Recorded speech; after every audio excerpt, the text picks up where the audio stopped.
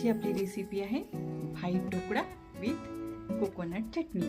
चला तर आपण त्याची रेसिपी बघूया। व्हाईट ढोकळ्यासाठी मी इथे 2 वाट्या तांदूळ, 1 वाटी उडदाचा सोल आणि अर्धी वाटी पोहे घेतलेले आहेत। पोहे मी अर्धा तास आधी भिजत घातले होते। त्यानंतर तांदूळ आणि डाळ ही 6 ते 8 तास आपल्याला भिजत घालायची आहे। आता हे सर्व आपल्याला मिक्सरला बारीक वाटून घ्यायचं आहे आणि रात्रभर फर्मेंटेशनसाठी मीठ घालून ठेवायचं आहे। तुम्ही इथे बघू शकता फर्मेंटेशन मस्त झालेलं आहे। आता आपण याचे ढोकळे बनवूया।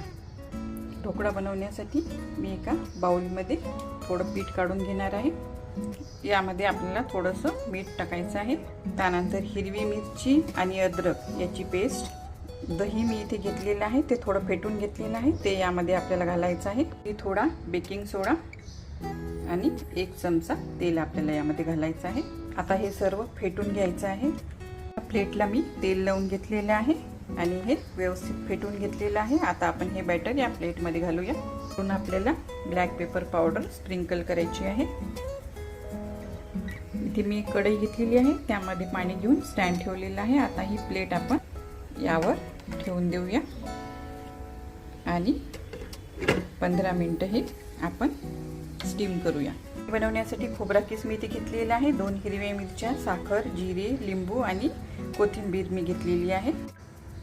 हे सर्व आपल्याला मिक्सरमध्ये बारीक करायचं आहे।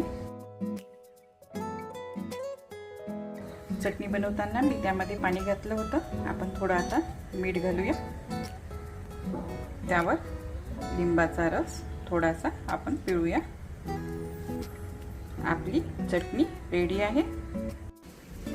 तुम्ही इथे बघू शकता ढोकळा आपला मस्त झालेला आहे। ढोकळ्यावर आपल्याला बारीक कट केलेली कोथिंबीर घालायची आहे। आता आपण याचे पीस कट करून घेऊया। पीस मी इथे कट करून घेतलेले आहे। आपण आता ढोकळे काढूया।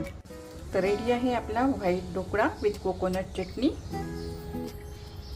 तुम्ही बघू शकता किती स्पंजी आणि मस्त आपला ढोकळा तयार झालेला आहे। तुम्हाला जर ही माझी रेसिपी आवडली असेल तर नक्की लाईक करा आणि माझ्या चॅनलला सबस्क्राईब करा।